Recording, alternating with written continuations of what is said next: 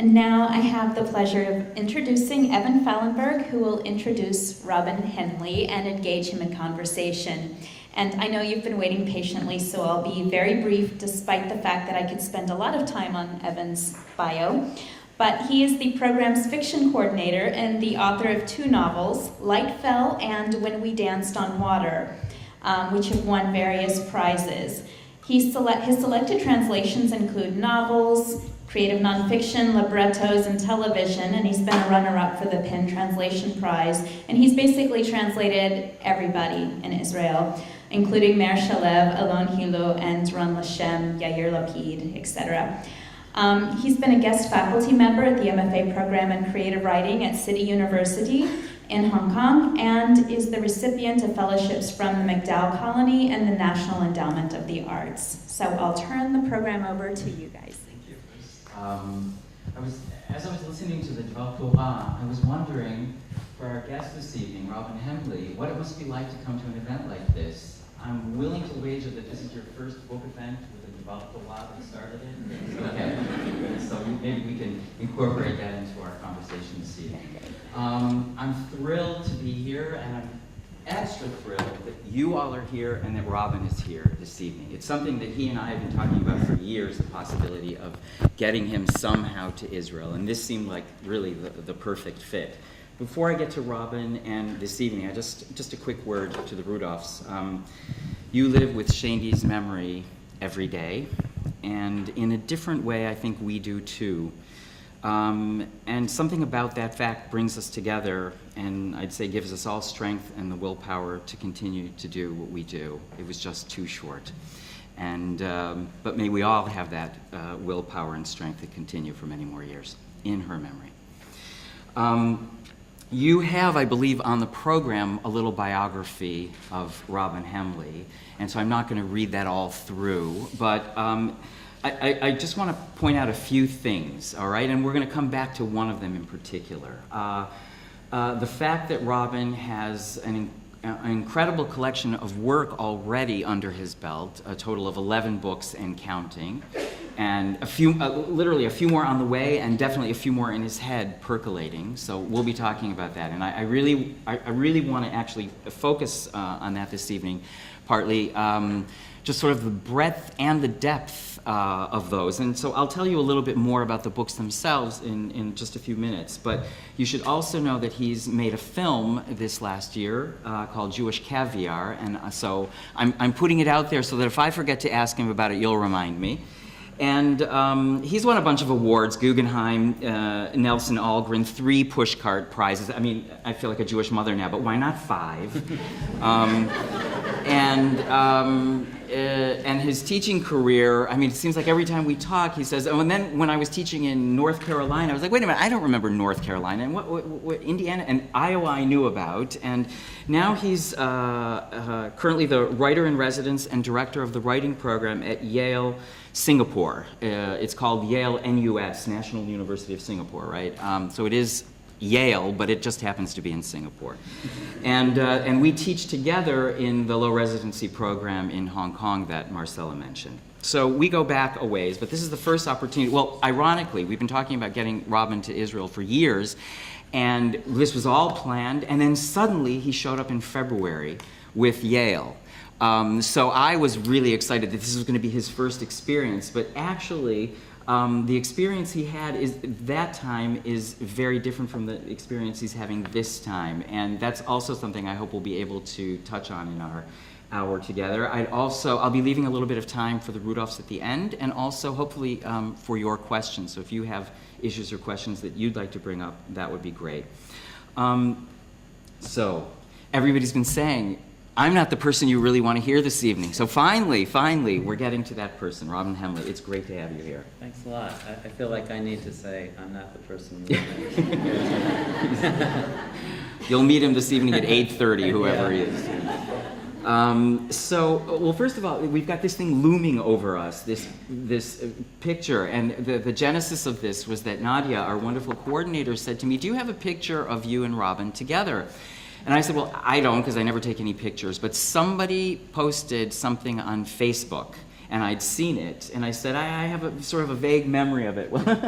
the vague memory. I didn't remember quite so many wine glasses. And the cigars were a little bit of a surprise, but I would have been very surprised if I had been smoking one of them. But yes, would you like to tell the audience about this photograph? About the photograph? Or about what we were doing and where we were? No, we were in Sardinia, Forest City University, or partly for that. One of our graduates, Sardinian writer named Chiriaco Ofedo, organized this group of faculty and students and alum of City U to go on this junket to Sardinia, and it was amazing. We were also partly celebrating the legacy of Sardinia's Nobel laureate in literature, Grazia Deledda. I think she won in 1926. So, But they're still touting her. She's the only one. She's got what they have. that's okay, you know. She's a great writer. She was a great writer. Yeah.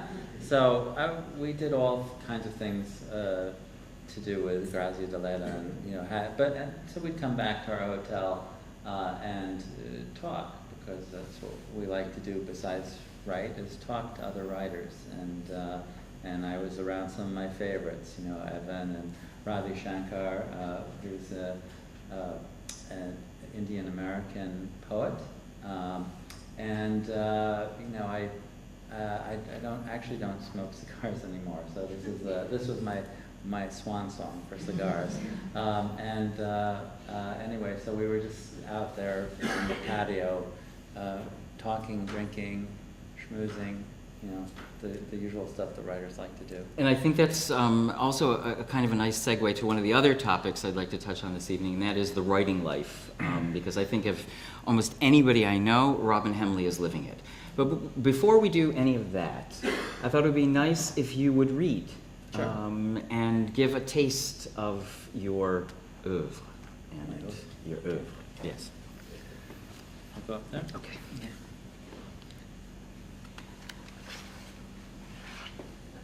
I would like to just add briefly that it's also an honor for me to be here. It's true that Evan and I have been talking about this for a long time, but to be part of this event is really special. I didn't know Shaindy, but when I put it out on Facebook that I was coming here, one of my former students and friends, Avia Kushner, said, "Oh, I love Shaindy. I was a good friend of hers, and we had all these great discussions about literature." And so I feel like I have that 1 degree of separation from her. So it's very nice to be part of this event. So I'm going to read a little piece. In some ways, that's directed towards the writers and the people who love writing in this program. Because I did a workshop this afternoon, I'm going to do one tomorrow. And I love to be engaged in not only writing, my own writing and reading, but also talking to other writers and teaching whatever I can give them. So this is called Exceptions. And it's all about, some ways, the writing life, but yeah, I'll let it speak for itself. It's called Exceptions. I want to talk to you about some things I've learned as a writer over my career. Although I'm not usually in favor of lists as a form for a talk, I'm going to make an exception with this particular talk. 1, don't take yourself too seriously as a writer. I started to take myself too seriously as a writer when I was in graduate school. When I say too seriously, I mean dressing the part, wearing black writerly clothes, smoking cigarettes, and staying up all night to write feverish drafts of short stories. I was enamored with the romance of being a writer, and that was fine, but I also saw writing as the highest form of human activity. Nothing possibly could be greater than being a writer. Save 10 kids from a burning building, ho-hum. Put a scene in which the protagonist fails to save 10 kids from a burning building. Now that was spectacular. In other words, I saw living through my art as akin or even superior to living. I came to this outlook partly because both my parents were writers, and my mother especially communicated this view to me. As far as she was concerned, if you weren't a writer, you weren't living. Other artists count it, but not quite as much as writers. 2, take yourself completely seriously as a writer. On the other hand, my mother had a dedication to writing that seemed to me always admirable and often awe-inspiring. She started out as a promising young writer in the 1940s when she was anthologized in the Best American Short Stories, and her first and only novel, Darkling, appeared to generally favorable reviews. At that time, she was also publishing frequently in the Kenyon Review, and the famous editor and writer John Crowe Ransom considered her one of the most talented young writers in the country. But in the 1950s, that started to change when she assisted my father in his fledgling publishing business, the Noonday Press. Their star writer was the eventual Nobel Prize laureate Isaac Singer, whom my mother and father nurtured, both of them his frequent translators. Over time, because of the pressures of raising her children and looking after my father's career and business, my mother's career slowly faltered. There were bright spots. She won an O. Henry Award for a short story in 1972, but she never published another book, though she started and abandoned many. Her métier became the short story, and she wrote hundreds, publishing dozens, though eventually editors stopped being interested in them, most often thinking her prose dated.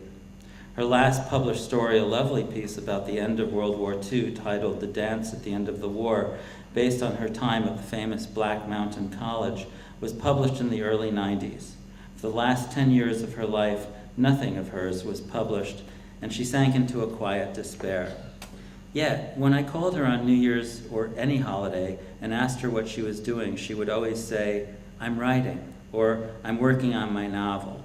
She always wanted to bring in the new year writing, and even when she could barely see anymore, I'd find her in her room scratching out a sentence on a notepad or trying to find the right keys to hit on her computer. 3, don't be impatient. I can't count the number of times I have sent out something I've written in the flush of excitement of newness and the hope of seeing my name in print before it was ready to be sent. When something is fresh, it's easy to deceive yourself into thinking it's the best thing you've ever written. It isn't. I used to stay up all night when I was in my early 20s writing manic drafts of short stories I thought were brilliant. I'd show them to my housemate, also a writer, and he'd read them with increasing alarm. He's a well-known writer, and in his last book, he wrote about my early penchant for shoving unfinished stories under his nose nearly every day for an entire summer. He did me a favor, at least, by disguising me as a girlfriend. But I emailed him and said, "That's me, isn't it?" "Yep, that's you," he said. Another time, when I thought of myself as a poet, I submitted 5 terrible poems to the American Poetry Review, along with a 3-page, single-spaced letter decrying the awful state of contemporary American poetry. I was 19. As soon as I dropped the letter in the mailbox, I desperately wanted it back, but it was too late. I'm sure that the letter still exists in the UFO file of the American Poetry Review, and that the editors still take the yellowed letter out from time to time when they want a good laugh. 4, be impatient. On the other hand, the world does not realize that it is waiting impatiently for your words. It's your job to make the world realize its folly. Sometimes we sit on our work too long, making excuses for not showing it to someone else or sending it out into the world. Sometimes this attitude stems from self-doubt, perfectionism, and/or the fear of failure. For a year and a half after I finished graduate school, I wrote only beginnings of stories before abandoning them. I was fulfilling my own worst fears of failure before I even had the chance to fail honestly. I finally stopped this behavior when I realized that no one would ever want to publish a collection titled The Collected Beginnings of RobinHemley. I always like it when someone with ambition is described as hungry. I've tried to cultivate that hunger in myself throughout my years as a writer. Sometimes I admit my hunger turns to starvation, and that's not healthy. But a little hunger, a little impatience, it's good for the writer. 5, listen to others about your work.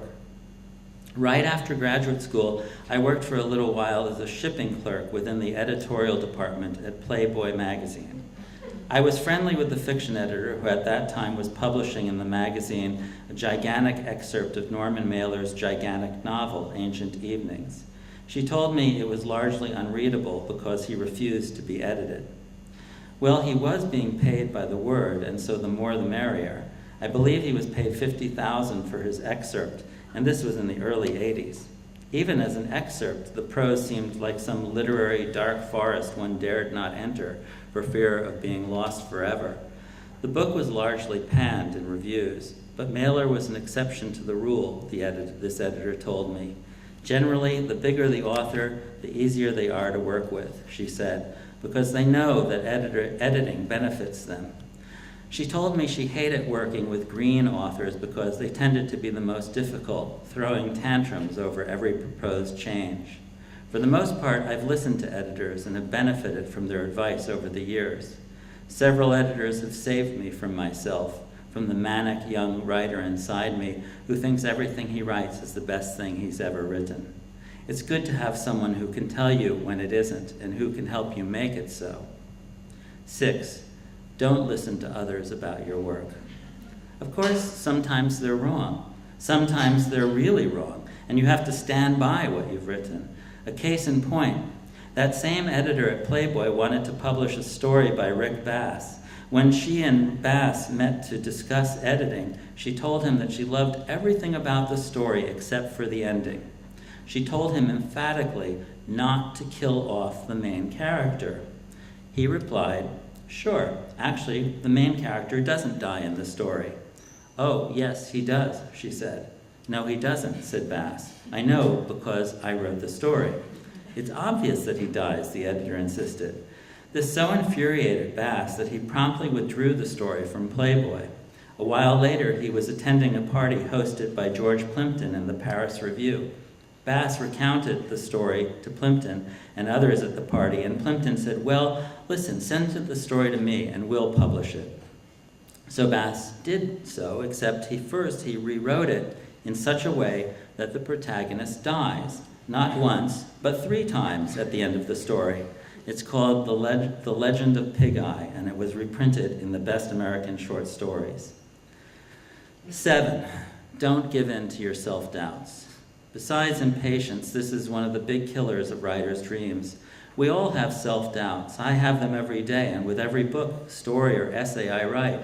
There's a popular off-Broadway musical called The Last 5 Years that my older daughters love, and they've been sharing the soundtrack with me. One particular song is from the point of view of a woman singing a song during an audition, and half the song is the song she's auditioning with, while the other half is the monologue going on in her head simultaneously.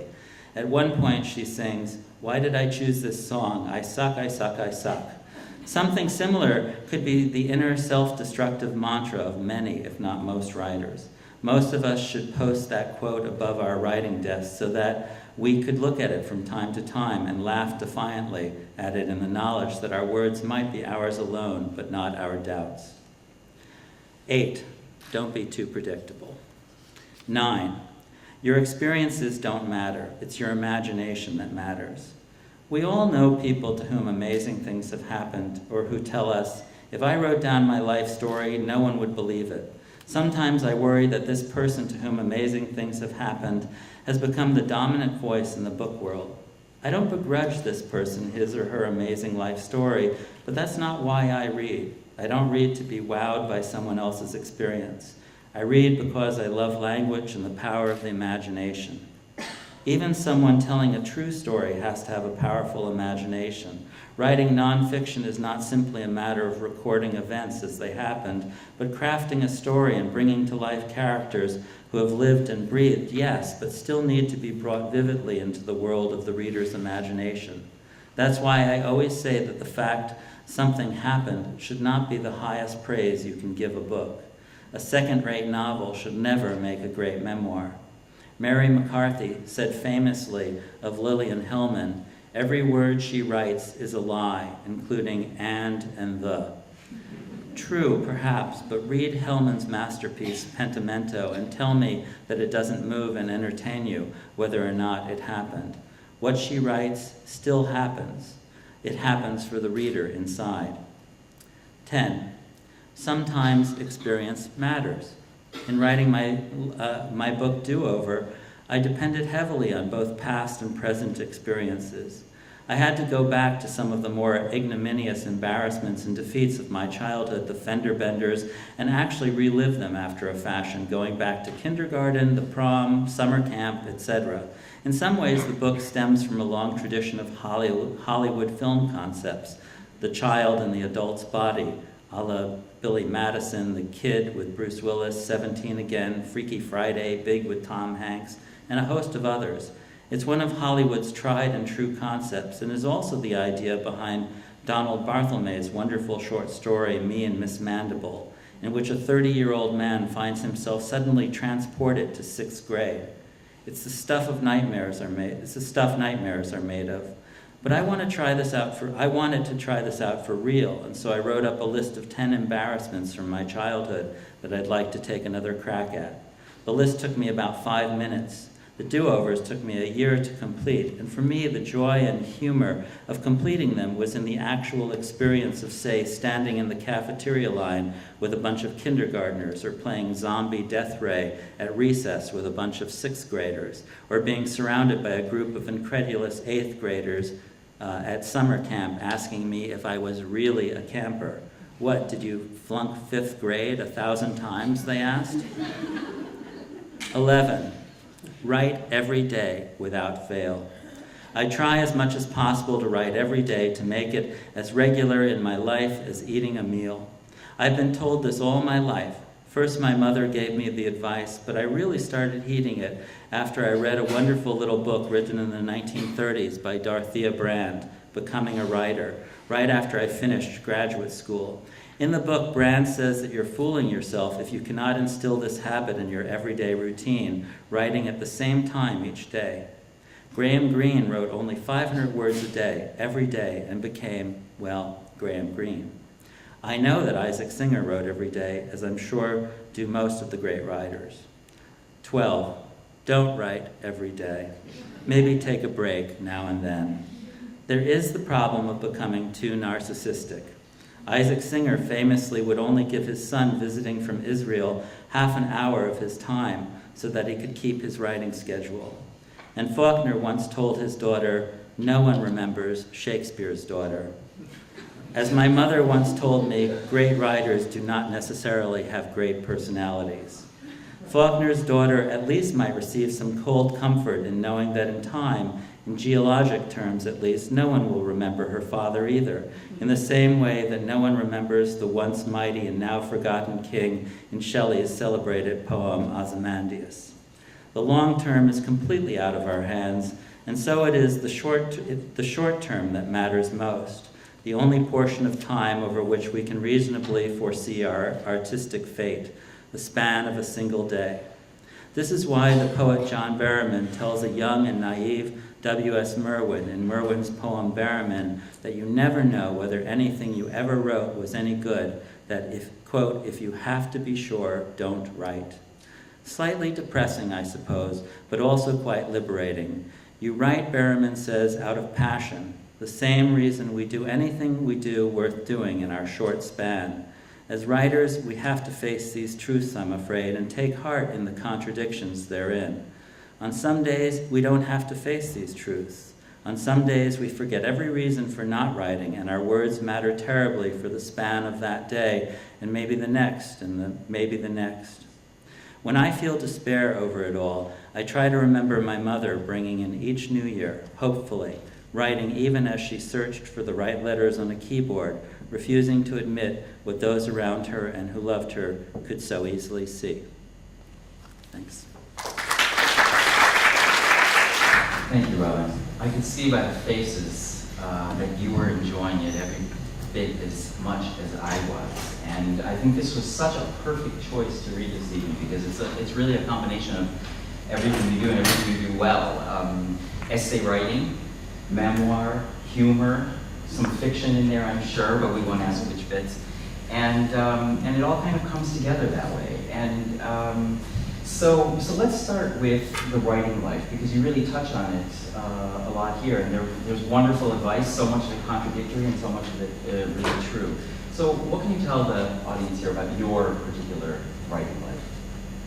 Well, I mean, I love being a writer. I have to say that if my 22-year-old self could look at my 50-something-year-old self and say, this is, what you've become, who you've become, I think my 22-year-old self would say, well, it's good, I'm glad, I'm happy about that because I did what I set out to do. But I didn't know that there were other things that would go on with the writing life. That is, it's not just sitting and writing, it's traveling, which is great, but it's teaching. For me, at least, it's teaching.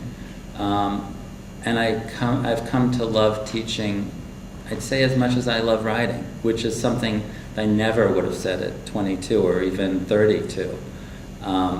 But I don't think that my teaching feeds my writing, which is something people sometimes ask, does your it probably doesn't. It probably takes away from it. Mm-hmm. But I think it's a fair trade because I think that it's important for writers not to become too narcissistic and to engage with other people, not only other writers, but up-and-coming writers and people who... So for me, the writing life is teaching. It's also being engaged with my family and not losing sight of that, because if I'm not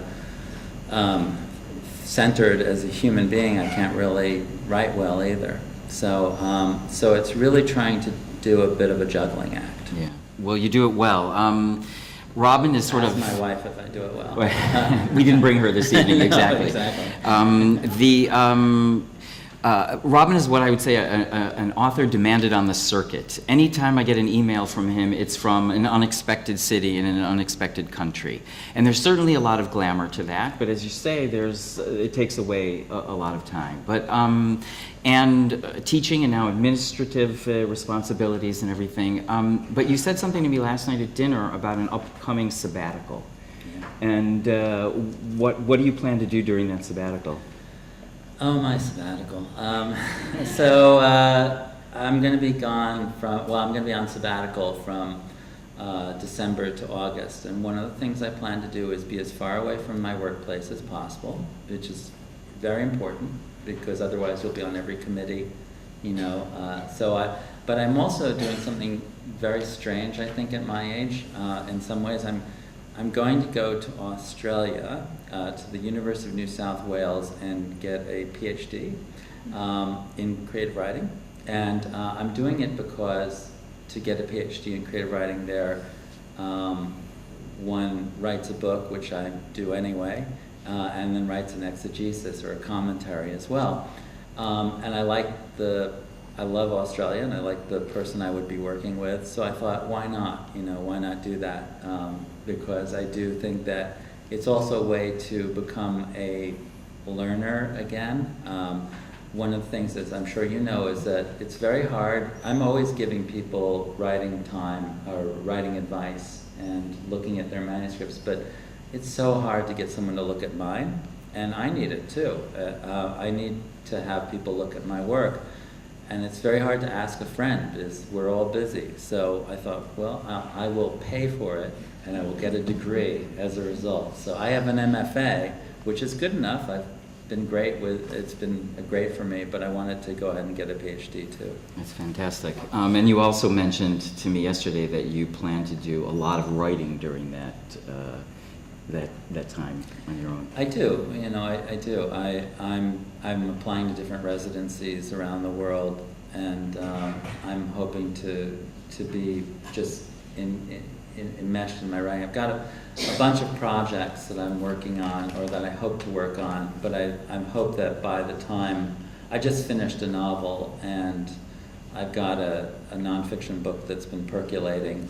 And I think that's probably what I'll be working on there. That's great, and I'd love to hear more about what's coming up. But I'd like to take a step back and look at the things you've already written and published. And so, just to put this in a context for everybody, Robin has written 4 short story collections, a novel, The Last Studebaker. That's not the novel he was just talking about. This one is already out there. A memoir, Nola, a memoir of faith, art, and madness, which I hope you'll say something about as well. Two creative nonfiction works. One he mentioned in his essay, Do-Over, which is a fantastic and hilariously funny take on what all of us probably would like to do, revisit those horrible things that happened to us or we made mistakes when we were growing up, and sort of getting a second chance at them. And then a completely different work of creative nonfiction, Invented Eden, the elusive, disputed history of the Tassidae in the Philippines. He's written 2 guides to writing, Turning Life into Fiction, and a field guide for immersion writing, memoir, journalism, and travel. And he's edited an anthology of extreme fiction, fabulists and formalists. And I was wondering, you know, obviously you can't talk about all of these books, but it's such a great body of work that what I'm kind of hoping you'll do is revisit them a little bit and tell us about them as you see them now. How do those 11 books represent you, and do certain of them jump out in different ways to you now? Excuse me. Well, I do think that in many ways I'm many different writers. I think in my parents' day, a writer was simply a writer. You wrote in whatever genre you wanted. Now people are somewhat more specialized. And so you had fiction writers writing essays, and essayists writing fiction, and playwrights and so on, and doing all that. And so for me, I've always wanted to challenge myself as a writer, to make sure that everything I wrote was not just sort of reiterating the same thing, or excuse me, not just reiterating the same thing, but challenging myself in some way, going outside of my comfort zone, as it were. I started with short fiction, and I still love short fiction, but I'm going to probably have a collected, new and selected collection coming out. But I've really moved on in a lot of ways to first fiction and then, first novels and then nonfiction. And I see that all of these as, in some ways, feeding a different part of myself as a writer. And I write some poetry too, publish some poetry as well. But I just find them as different, and now film too. I just find that different projects present themselves differently to me. And I think, someone asked me today, why a film? Why did this, right. And I don't know. It's just when I went to Krakow, for instance, and saw this Jewish cultural festival that's run by mostly Gentiles, I thought, well, this would be a great subject for a film. I never thought this would be a great novel, this would be a great essay, this would be a great play, but it might be good with all of those. And so in each of these cases, something presents itself that suggests a different genre. So the genre itself is suggested in the inception of the project each time? Yeah, usually, yeah. That's great. It's a strange phenomenon in Israeli society, an interesting one, that pretty much all the top-tier authors here tend to write a novel and then a work of children's fiction. Yeah, really, pretty much everybody of the top-tier writers, and it like sort of. One writer I've worked with, Meir Shalev, has said that for him it's sort of like the downtime before he's ready to get back to writing the next novel. That's what he does. It's his breather. So, and another phenomenon you probably do know about is that our top writers tend to speak out politically. And it's interesting, I think in the West it's much less prevalent, but I know that you have been in several occasions, in several frameworks, spoken out as a writer, taken a stance on something that in some ways could get you in trouble or maybe lose you readers, I don't know. And do you want to say anything about that? Sure. I mean, I've always admired writers who, first of all, I envy anyone who can write a children's book. I've always wanted to write a children's book, and I've never been able to do it. Well, according to your list, I think you will. Probably 3 years from now, you'll have a children's book. I wish. But as far as politics go, I think because I was a kid in the 60s and I had older siblings, I grew up with a sense of political, social responsibility. And I've always loved writers who are not only writers, but who are activists in some way. So, for instance, the great short story writer Grace Paley, who is very much an activist, and writers like Studs Terkel, who was a sort of oral historian, who also was very politically active. I don't go looking for trouble, but I seem to it finds you. Yeah. In Singapore, where I live now, a couple of cases I've had, I've been embroiled in controversy. I was asked to be a judge for the National Book Award in nonfiction there last summer, and at the same time, there was an incident at the National Library where one parent complained about several books, children's books that depicted families that were different from the normal heterosexual or the typical heterosexual nuclear family. One was about adoption. One was a true story about two male penguins who sort of adopted a baby penguin in the New York Zoo. That one really infuriated people, and it actually was the most banned book, or not challenged book, in America for several years running. It was something about gay penguins that really upsets people for some reason. Someone complained about it. It was called Antango Makes Three. Someone complained about this book, and they withdrew it. And not only did they withdraw it, but this was the kicker. They decided to pulp the books, as though it wasn't bad enough to just take them out. They wanted to show these books a lesson, teach them a lesson. They shouldn't even exist ever. So that made the literary community in Singapore just livid. And there was a big hue and cry about it.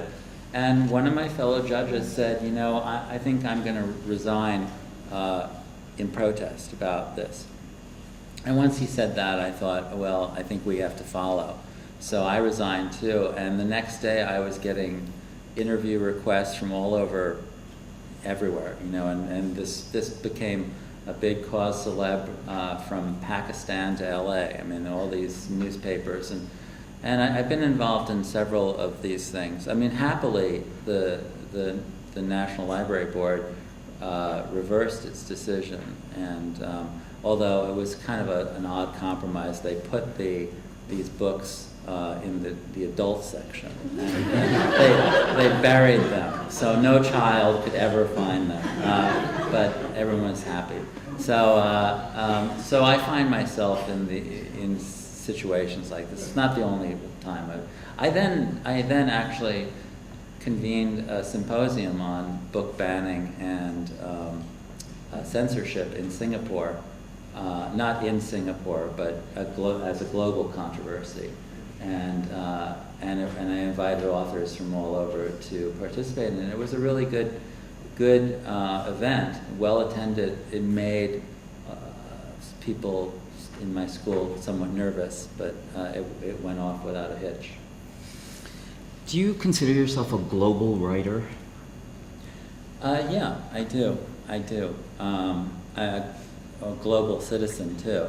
I'm something I'm very interested in, and the notion of because my friends are very cosmopolitan. The people who, like you and our mutual friend Shu Si from Hong Kong, a lot of these people go across real literal boundaries, and the sort of country that I find myself a citizen of is not necessarily the U.S., not Singapore, but it's this transnational country that has people in it, or citizens who think outside of these boundaries. And that's actually the next, I don't want to talk too much about it, but that's the next nonfiction book I'm writing about. Oh, okay, interesting. I think it's on my mind also because I read an interview with Kazuo Ishiguro a number of years ago, where once he came to popularity, he said something like, I'm not going to, I want to write more international books so that the characters have names that could be from any country, and the buildings could be anywhere. And I remember thinking at that time, well, I don't know if I want to read you anymore, because one of the things that I like best in a book, and certainly in Kazuo Ishiguro's book, Remains of the Day, was the specificity. So how do you maintain that specificity and still be a global writer? Can you do it? Well, I just think there are different kinds of writers. I mean, you look at Kafka's work, you look at the penal colony, there's no specific place. It could be anywhere. It comes out of his sensibility of an Austro-Hungarian Jewish writer, but he doesn't set it in a particular place. So if Ishiguro wants to do that, I say fine. I tend to work in particular. I mean, the novel I just finished takes place in the Philippines, and the main character, one of the main characters, is Filipino American. But it's very specific about the place. In fact, I think the Philippines is one of the main characters of the book. But I am interested down the line, hopefully, in writing a novel that's set in a sort of mythic place that doesn't exist in the real world, because I love also the notion of allegory, and allegory often does well in that kind of setting. Another big issue that's been on the table a lot lately in the conversations I've been having, it has to do with appropriation. The idea, like, who is allowed to write what story? And I know that we've dealt with it in Hong Kong because of, who's allowed to tell an Asian story. Right. We deal with it here at Bar-Ilan. Who's allowed to tell a Jewish story? Who's allowed to tell the narrative of this country in a way? And I'm wondering what you think about that, about the whole issue of appropriation, and where you fit into all of that. I believe that the imagination crosses boundaries, and that if you write about it well enough, it's fine. I think that, but that's something I'm interested in.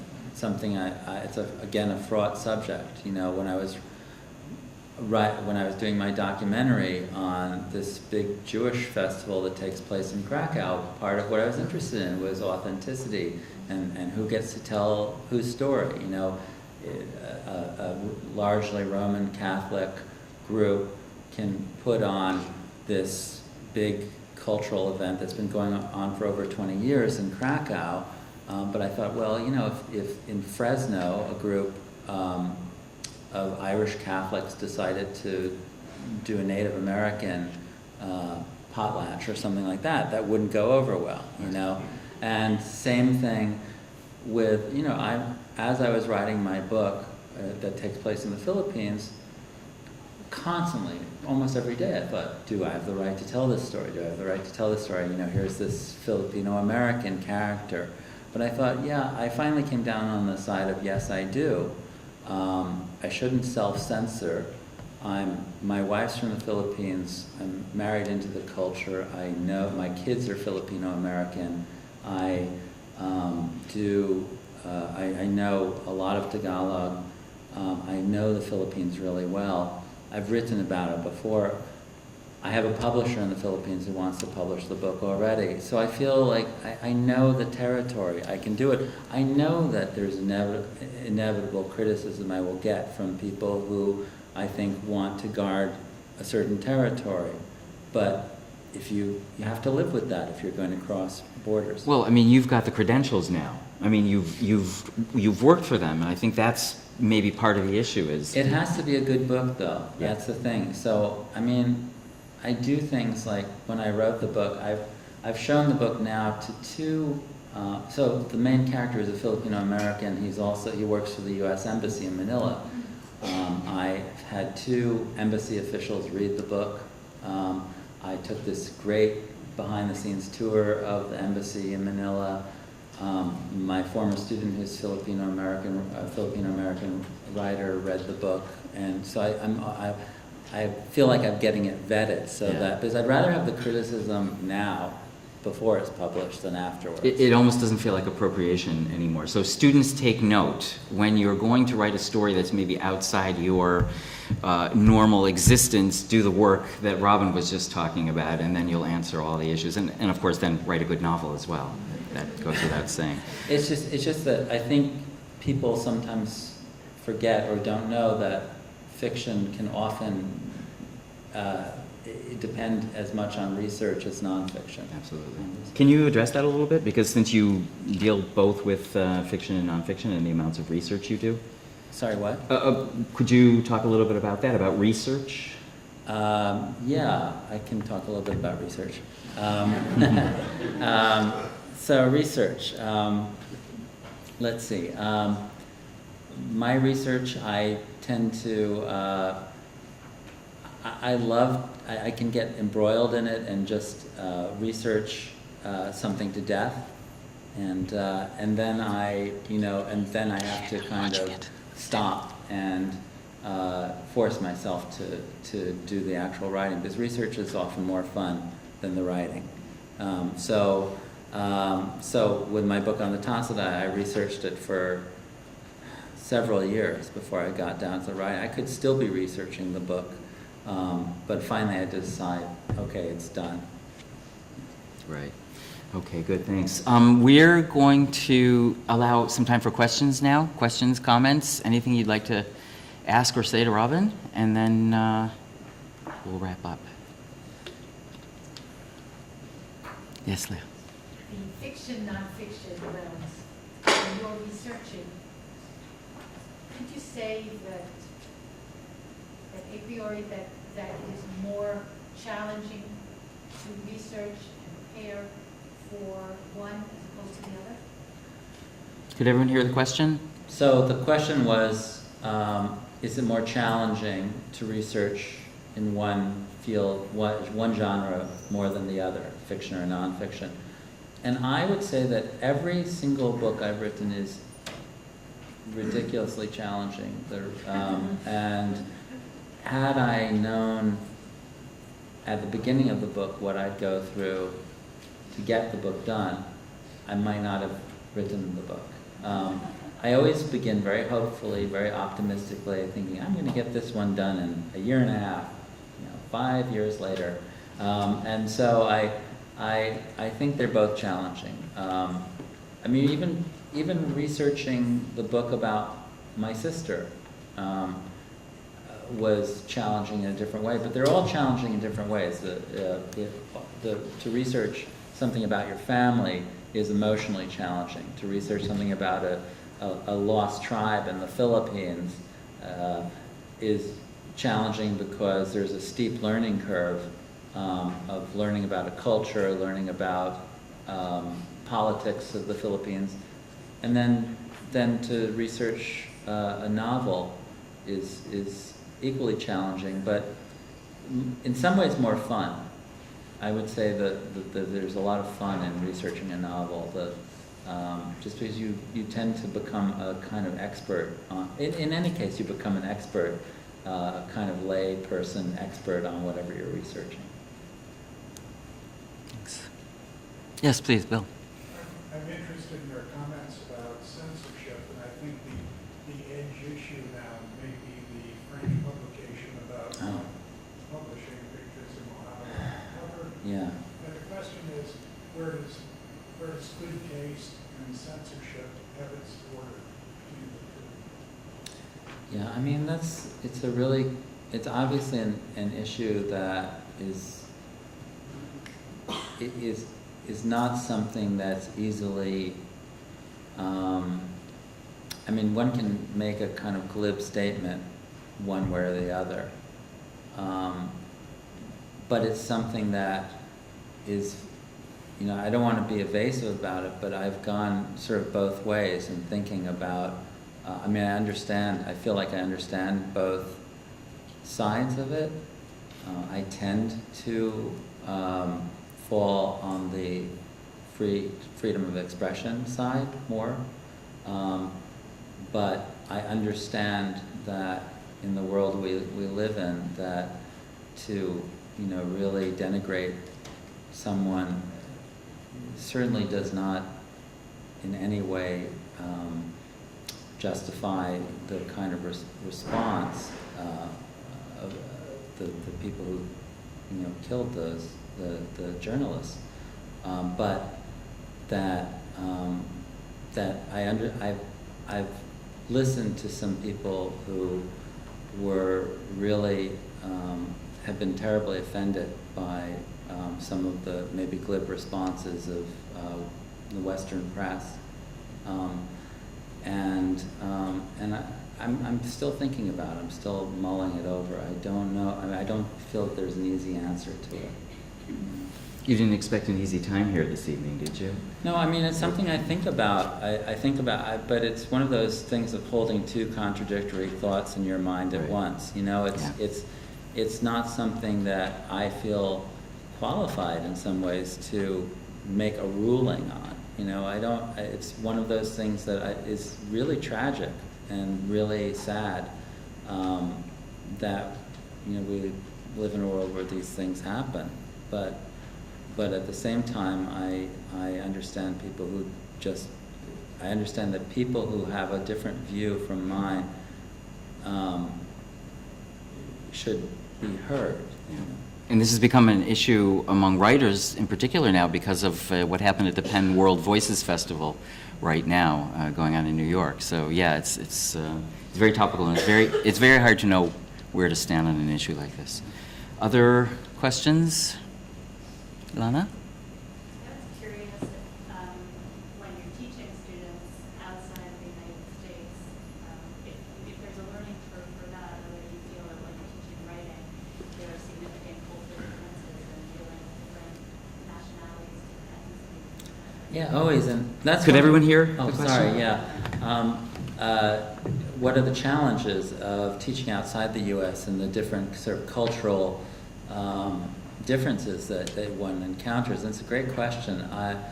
That's one of the things I love about teaching. I love being having my assumptions challenged in not an aggressive way, but just saying that, you know, it's not a one size fits all for writers even, you know. So one of the things I did today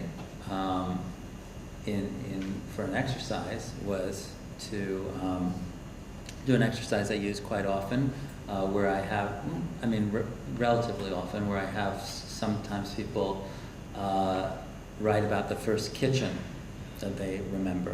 And it's a really good exercise to evoke some lost memories. But, you know, every once in a while you have someone who didn't grow up in sort of a Western tradition, you know, a Western kitchen kind of thing. And, you know, we had one person who had a very different kitchen. And when I was teaching, I taught a workshop in Taiwan a few years back, and I did this first kitchen exercise. And it was,